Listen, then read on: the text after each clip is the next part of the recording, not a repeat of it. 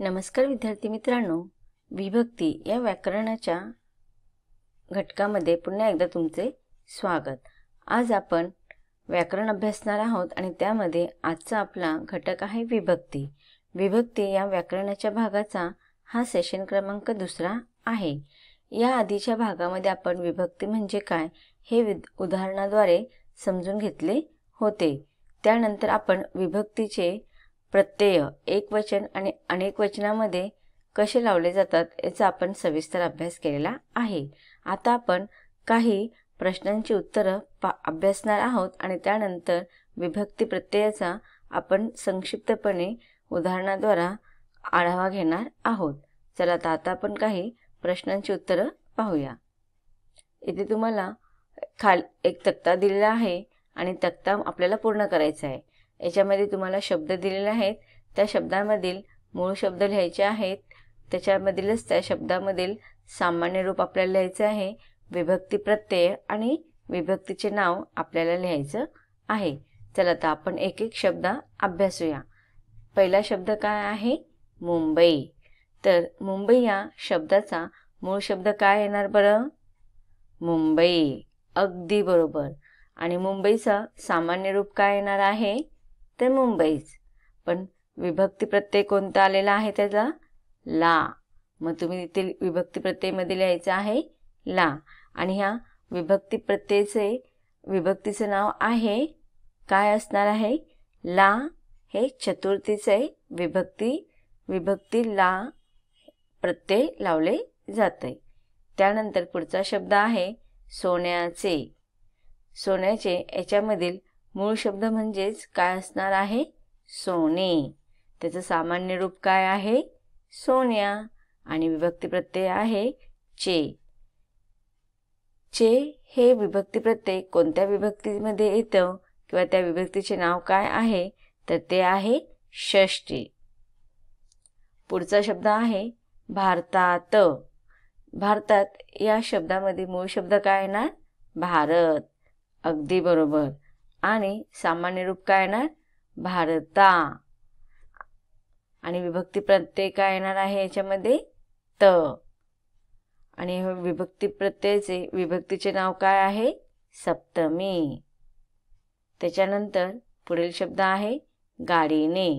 गाडीने या शब्दामध्ये मूळ शब्द आहे गाडी। त्याचं सामान्य रूप पण काय आहे? गाडी। विभक्ती प्रत्ययाच्या मध्ये काय येणार आहे? ने। आणि ह्या विभक्तीचे नाव काय आहे? तर तृतीया विभक्ती। आता उत्तर सगळ्यांनी लिहून घ्यायचे आहेत पटकन। पुन्हा एकदा मी तुम्हाला सांगते। या शब्दामध्ये मुंबई ह्या शब्दामध्ये मूळ शब्द मुंबई, सामान्य रूप पण मुंबई, विभक्तीला, विभक्तीचे नाव द्वितीय। दुसरा शब्द आहे सोन्याचे। सोन्याचे या शब्दामध्ये मूळ शब्द आहे सोन्या, सोने। आणि सामान्य रूप सोन्या, विभक्ती प्रत्यय चे, विभक्तीचे नाव षष्ठी। पुढील शब्द आहे भारतात। याच्यामध्ये मूळ शब्द भारत, सामान्य रूप भारता, विभक्ती प्रत्यय त आणि विभक्तीचे नाव सप्तमी। पुढील शब्द आहे गाडीने। मूळ शब्द गाडी, सामान्य रूप पण गाडी, विभक्ती प्रत्यय ने आणि विभक्तीचे नाव तृतीय। आता अजून तुम्हाला एक तक्ता दिलेला आहे। या तक्त्यामध्ये तुम्हाला सामान्य रूप आणि विभक्ती प्रत्यय लिहायचे आहे। आता आपण एक एक प्रश्न शब्द अभ्यासूया। सगळ्यांनी उत्तर लिहायचे आहेत आणि उत्तर सगळ्यांनी तुमच्या वहीमध्ये लिहायचे आहेत आणि 2 मिनिटासाठी हा व्हिडिओ पॉज करायचा आहे। व्हिडिओ पॉज करून सगळ्यांनी उत्तर लिहायचे आणि नंतर उत्तर लिहून झाल्यानंतर पुन्हा व्हिडिओ चालू करायचा आहे। तुमचं उत्तर चेक करायचं आहे। लिहिले का सगळ्यांनी उत्तर? चला मग आता आपण उत्तर चेक करून घेऊया। पहिला शब्द काय आहे? सुराणे। सुराणे मध्ये सामान्य रूप काय येणार? मूळ शब्द सूर आहे आणि सामान्य रूप सुरा। मग इथे तुम्ही काय लिहायचं आहे? सुरा हा शब्द लिहायचा आहे। त्यानंतर विभक्ती प्रत्यय काय आहे याच्यामध्ये? तर ते आहे ने। मग इथे तुम्ही विभक्ती प्रत्यय लिहा आणि त्याच्यासमोर तुम्ही विभक्तीचे नाव लिहिलं तरी चालेल। ने ही विभक्ती प्रत्ययाची विभक्ती काय येते? ते तृतीया। त्याचप्रमाणे पुढचा शब्द आहे सुरात. मग याच्यामध्ये मूळ शब्द काय आहे? सूर आणि सामान्य रूप सुरा. मग इथे पुन्हा तुम्ही सुरा लिहायचा आहे. विभक्ती प्रत्यय काय आहे याच्यामध्ये? त. त हे विभक्ती प्रत्यय कशाचे आहे? तर ते सप्तमीचे आहे.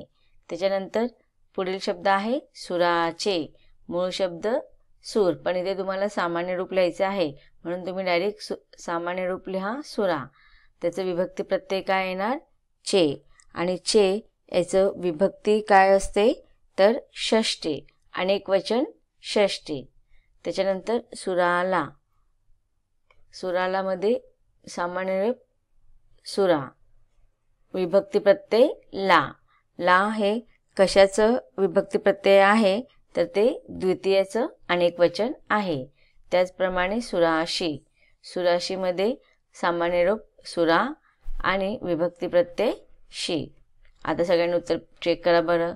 बघा इथे लिहून दिलेलं आहे. शब्द सुराने, सामान्य रूप सुरा, विभक्ती प्रत्यय ने. त्यापुढे तुम्ही विभक्ती सुद्धा लिहू शकतात. शब्द आहे सुरात, सामान्य रूप सुरा, विभक्ती प्रत्यय त. पुढील शब्द आहे सुराचे, सामान्य रूप सुरा, विभक्ती प्रत्यय चे. पुढील शब्द आहे सुराला, सामान्य रूप सुरा, विभक्ती प्रत्यय ला. पुढील शब्द आहे सुराशी, सामान्य रूप आहे सुरा आणि विभक्ती प्रत्यय आहे शी. आता आपण विभक्तीची 8 नावं जी आपण शिकलेलो आहोत. कोणती कोणती? प्रथमा विभक्ती, द्वितीय विभक्ती, तृतीय विभक्ती, चतुर्थी विभक्ती, पंचमी विभक्ती, षष्ठी विभक्ती, सप्तमी विभक्ती, संबोधन. हे जे काही विभक्तीचे 8 जे काही विभक्ती प्रत्यय आहेत ते आपण आता एक एक करून समजून घेऊया. इथे पहिली प्रथमा विभक्ती तुम्हाला दिलेली आहे, इथे दिलेली आहे.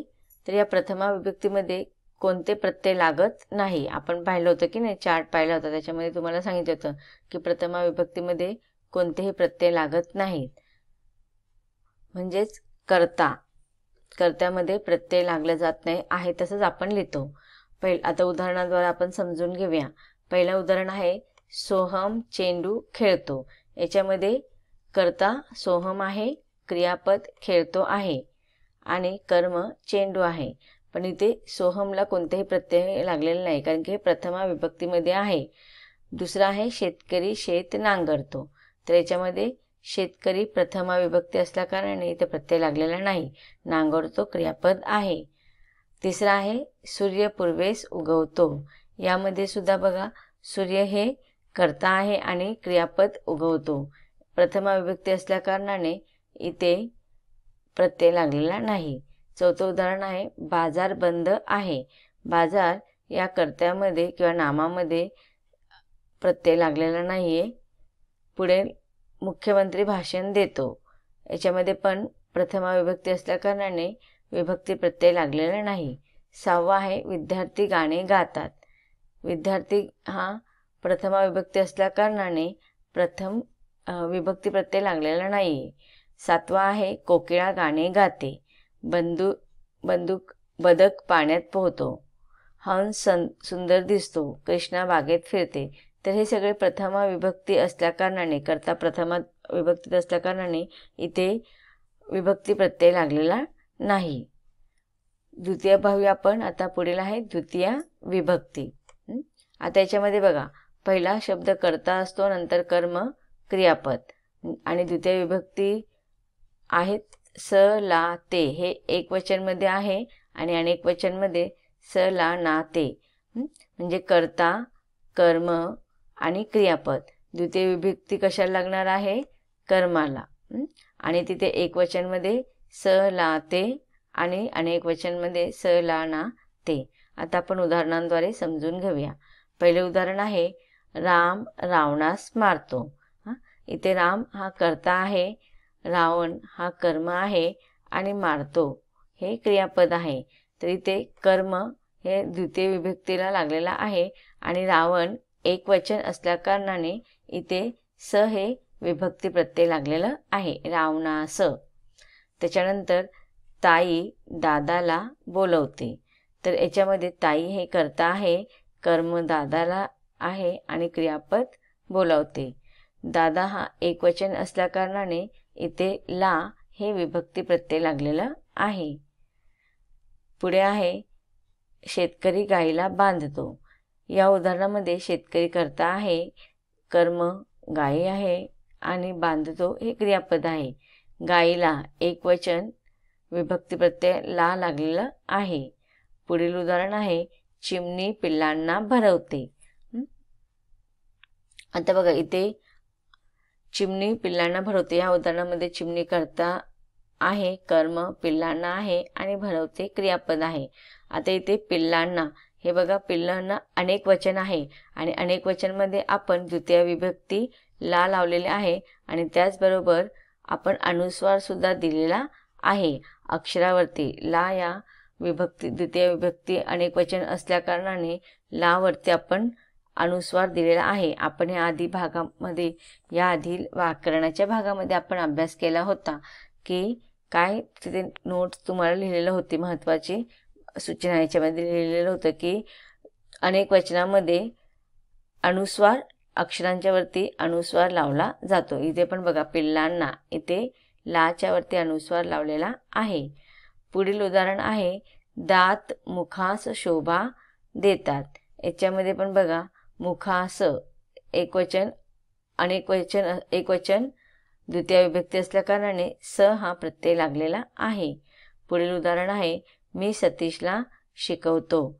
आता सतीश हे कर्म असल्या कारणाने द्वितीय विभक्ती एकवचन ला विभक्ती प्रत्यय इथे लागलेला आहे. शिकवतो हे क्रियापद आहे. मी सहलीला चाललो. याच्यामध्ये पण बघा सहलीला एकवचन द्वितीय विभक्ती ला याचा उपयोग केलेला आहे. आता आपण तृतीय विभक्ती समजून घेऊया. तृतीय विभक्तीमध्ये पण कर्ता, कर्म आणि क्रियापद. एकवचन असेल तर कर्ता, कर्म, क्रियापद आणि अनेक वचन असेल तर कर्ता, कर्म नसले तर कधी कधी कर्म सुद्धा नसतं याच्यामध्ये आणि क्रियापद. आता इथे तृतीय विभक्तीचे विभक्ती प्रत्यय एकवचनामध्ये ने, ए, शी आणि अनेक वचनामध्ये तृतीय विभक्तीचे विभक्ती प्रत्यय आहेत ने, ही, शी, ए. आपण काही उदाहरणांद्वारे समजून घेऊया. पहिलं उदाहरण आहे रामाने धनुष्य मोडले. तर इथे कर्ता राम आहे आणि त्याच्यामध्ये एकवचन असल्या कारणाने तृतीय विभक्ती एकवचन ने हे लागलेले आहे. दुसरं उदाहरण आहे शेतकऱ्याने शेत नांगरले. आता बघा इथे पण शेतकरी हा कर्ता आहे, नांगरले हे क्रियापद आहे. शेतकरी एकवचन असल्या कारणाने इथे तृतीय विभक्ती एकवचन ने हे लागलेलं आहे. पुढील उदाहरण आहे सरकारने पुरस्कार दिला. तर इथे ने हा न नळातला लिहायचा आहे, बाणातला नाही. तर सरकारने एकवचन कर्ता असल्या कारणाने तृतीय विभक्ती आहे, त्यामुळे ने हे विभक्ती प्रत्यय लागलेले आहे. पुढील उदाहरण आहे आजीने गोष्ट सांगितली. याच्यामध्ये आजीने तृतीय विभक्ती ने हे लागलेलं आहे, ने प्रत्यय लागलेला आहे. विद्यार्थ्यांनी अभ्यास केले. आता बघा इथे विद्यार्थ्यांनी हे अनेक वचन आहे आणि त्यामुळे अनेक वचन नी हे प्रत्यय लागलेलं आहे. वडिलांनी पैसे पाठवले. दादाने आवाज दिला. मुलींनी रांगोळी काढली. तर ह्या उदाहरणामध्ये सुद्धा तृतीय विभक्ती आहे. कर्ता क्रियापद किंवा मग कर्ता कर्म क्रियापद. इथे सुद्धा आपल्याला एकवचन ने हा प्रत्यय लावताना दिसत आहे. तर विद्यार्थी मित्रांनो, अशा प्रकारे आपण विभक्तीचे प्रत्यय आणि विभक्तीचे जे काही प्रकार आहेत ते आपण अभ्यासत आहोत. त्यापैकी आपण विभक्ती प्रत्ययाचे 3 विभक्तीचे जे काही भाग आहेत त्याच्यापैकी आपण 3 यांचा अभ्यास केलेला आहे. पुढील विभक्ती प्रत्ययांचा आपल्याला अभ्यास करायचा आहे, परंतु त्याचा अभ्यास आपण व्याकरणाच्या पुढच्या भागात अभ्यासणार आहोत. धन्यवाद.